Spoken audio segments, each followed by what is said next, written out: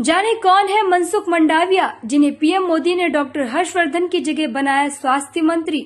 नमस्कार, 108 United news channel lead India में आप सबका स्वागत है। मैं हूं आरती दुबे। जी हां दोस्तों, प्रधानमंत्री नरेंद्र मोदी ने आज कैबिनेट विस्तार किया, जिसमें मनसुख मंडाविया को बुधवार को डॉक्टर हर्षवर्धन की जगह भारत का नया स्वास्थ्य मंत्री बनाया गया। मनसुख मंडाविया का पोर्टफोलियो अत्यधिक महत्व रखता है, क्योंकि देश कोरोना वायरस महामारी के बीच में उन्हें स्वास्थ्य मंत्रालय की जिम्मेदारी सौंपी गई। कोरोना वायरस संक्रमण की दूसरी लहर में मची तबाही की वजह से हर्षवर्धन से छिना स्वास्थ्य मंत्रालय अब मनसुख मंडाविया को दिया गया है। गुजरात से आने वाले मनसुख के पास केमिकल और फर्टिलाइजर मंत्रालय भी रहेगा। खुद एक डॉक्टर हर्षवर्धन स्वास्थ्य मंत्रालय के साथ साथ विज्ञान और प्रौद्योगिकी मंत्रालय के प्रभारी थे। कोविड महामारी में उन्होंने दिन रात मेहनत की और फिर भारत ने टीके विकसित करने के लिए काम किया। हालांकि संकट के बीच में उनकी विभिन्न टिप्पणियों को आलोचकों द्वारा असंवेदनशील और जमीनी हकीकत से अनभिज्ञ बताया गया। यहां तक कि उन्होंने सरकार की स्थिति से निपटने का जोरदार बचाव किया। इसके बावजूद डॉक्टर हर्षवर्धन से स्वास्थ्य मंत्रालय की जिम्मेदारी लेकर मंडाविया को ये जिम्मेदारी दी गई। आइए जानते हैं कौन है ये मंडाविया, जिन पर पीएम मोदी को है इतना भरोसा। केंद्र के नरेंद्र मोदी सरकार में एक महत्वपूर्ण युवा चेहरा रहे मनसुख लक्ष्मण भाई मंडाविया राज्यसभा के सदस्य हैं। उन्होंने अपनी युवावस्था में एबीवीपी की राज्य कार्यकारी समिति के रूप में कार्य किया। वह 2002 के पलिताना निर्वाचन क्षेत्र के विधायक भी चुने गए।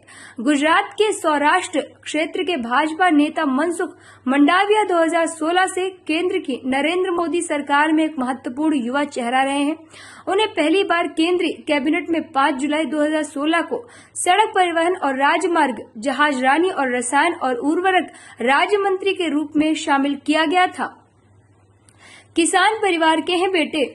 30 मई 2019 को उन्हें फिर से रसायन और उर्वरक राज्य मंत्री के रूप में बंदरगाहों, नौवहन और जलमार्ग के स्वतंत्र प्रभार के साथ शपथ दिलाई गई। 1 जुलाई 1972 को भावनगर जिले के हनोल गांव में एक किसान परिवार में जन्मे मंडाविया पहली बार 2012 में राज्यसभा के लिए चुने गए और 2018 में फिर से चुने गए। मंडाविया 2002 में गुजरात में सबसे कम उम्र के विधायक बने। इससे पहले उन्होंने Gujarat agro industries corporation limited के अध्यक्ष के रूप में कार्य किया था। उन्होंने भाजपा की युवा शाखा भारतीय जनता युवा मोर्चा में शामिल होने से पहले आरएसएस की छात्र शाखा अखिल भारतीय विद्यार्थी परिषद के सदस्य के रूप में अपनी राजनीतिक यात्रा शुरू की। मंडाविया 2002 में गुजरात में सबसे कम उम्र के विधायक बने, जब वे पलिताना निर्वाचन क्षेत्र से चुने गए। स्वास्थ्य क्षेत्र में मंडाविया ने किए ये काम।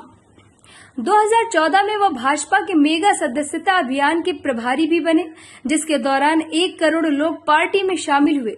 अगले वर्ष 2015 में उन्हें संयुक्त राष्ट्र में भारत का प्रतिनिधित्व करने के लिए चुना गया, जहां उन्होंने सतत विकास के लिए 2030 एजेंडा पर भाषण दिया।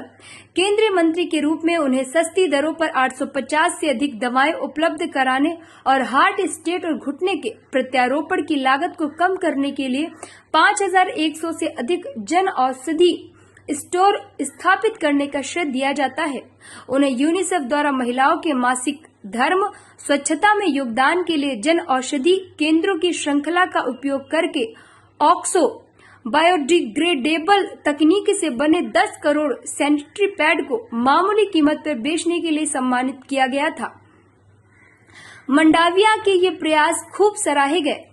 भावनगर विश्वविद्यालय से राजनीति विज्ञान में पोस्ट ग्रेजुएशन मंडाविया को लंबी पदयात्राओं के आयोजन के लिए भी जाना जाता है, जिसमें उन्होंने लड़कियों की शिक्षा और नशे के खतरों के बारे में जागरूकता फैलाने के लिए एक विधायक के रूप में 2 पदयात्राएं की। उनके संगठनात्मक कौशल को ध्यान में रखते हुए उन्हें 2013 में राज्य भाजपा का सबसे कम उम्र का सचिव और 2014 में महासचिव बनाया गया था। तो दोस्तों, आपको हमारी जानकारी कैसी लगी और आपको क्या लगता है इस बारे में, कमेंट में जाकर जरूर बताएं। और हाँ, अगर अभी तक आपने हमारा चैनल सब्सक्राइब नहीं किया है तो जरूर कर लीजिए, क्योंकि इसी से हम आपसे जुड़े रहते हैं और हमारा मनोबल बढ़ता है। धन्यवाद। भारत माता की जय। वंदे मातरम।